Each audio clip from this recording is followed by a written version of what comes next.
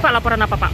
Jadi pertama, kami datang KPK karena melihat fenomena putra presiden yang hidup mewah dengan menggunakan pesawat jet privat dari Jakarta ke Amerika dengan harga yang kalau sewakan harganya miliaran rupiah ya, bahkan hampir kurang lebih 10 miliar.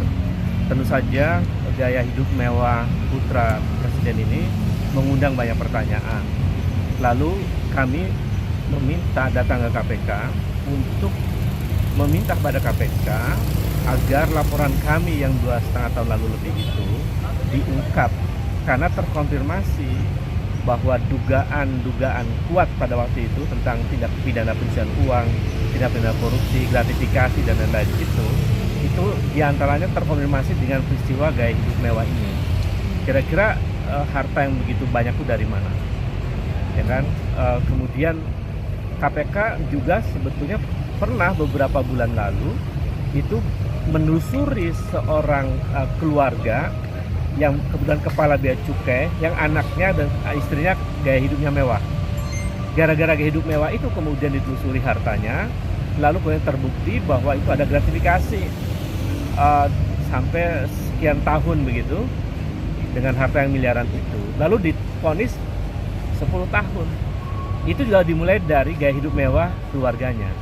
Nah, ini gaya hidup mewah ini pertontonkan secara vulgar oleh putra presiden. Jadi KPK tidak boleh tebang pilih dong melihat situasi ini. KPK mesti menegakkan hukum sebagaimana perintah undang-undang. Saya kira itu. Pak, tadi sudah diterima siapa Pak untuk laporannya? Diterima oleh tapi saya tidak berhak menyebutkan namanya ya. Kita akan diskusi cukup panjang. Ini bukti ininya, penerimaannya kita cukup panjang dengan di Dumas, di OV 1 dengan pegawai utama KPK, saya kira yang terkait dengan pengaduan masyarakat ya. Dan di situ diterima dengan baik, ada laporan khusus. Jadi laporan kita yang 2,5 tahun lalu itu minta dibuka, karena itu kan diarsipkan, bisa dibuka kembali.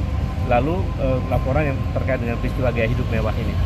Saya kira apa yang terjadi hari ini dengan gaya hidup mewah keluarga presiden itu mengkonfirmasi dugaan kebenaran dari laporan kami 2,5 tahun yang lalu. Pak, follow up dari KPK-nya sendiri gimana Pak dengan adanya laporan ini Pak? KPK nanti akan mempelajari isi laporan kami. Kalau nanti kemudian setelah dipelajari oleh KPK, mereka akan menyampaikan atau menginformasikan kepada kami untuk semacam ada verifikasi lanjutan dan seterusnya. Saya kira itu. Ada dijanjikan nggak sih Pak berapa lama proses untuk hukum ini? Sampai saat ini tadi sih menyampaikan nanti kami pelajari begitu. Apakah dalam waktu sepekan, 2 pekan, 3 pekan, saya tidak tahu. Jadi kami menunggu proaktif dari KPK aja. Pak, sebelumnya kan Pak Alexander Marwata kan menyatakan bahwa nanti tim dari KPK akan diutus untuk kemudian melakukan pemeriksaan terhadap Kaisang. Kalau menurut Bapak tanggapannya gimana Pak? Saya kira itu kabar yang baik. Bagus kalau kemudian pihak komisioner KPK akan mendatangi atau ada inisiatif menjalankan undang-undang KPK itu untuk semacam mengklarifikasi atau memanggil dan seterusnya saudara Kaisang Pangarep. Apalagi hari ini kemudian kami laporkan secara resmi. Saya kira kami mendukung KPK yang on the track menegakkan hukum itu. Saya kira. Terima kasih.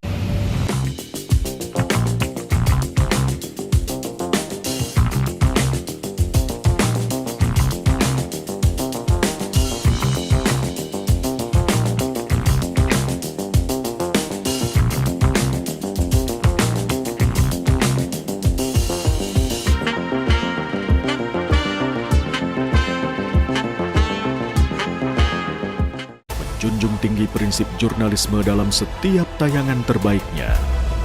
Menghadirkan berita bernilai sebagai referensi. Gelar bicara yang tajam. Tidak, ini kan kebohongan dong. Mengupas fakta demi fakta dan mendorong pencarian solusi. Serta investigasi yang mengungkap kebenaran. Rosi, Satu Meja, The Forum, Sapa Indonesia Malam.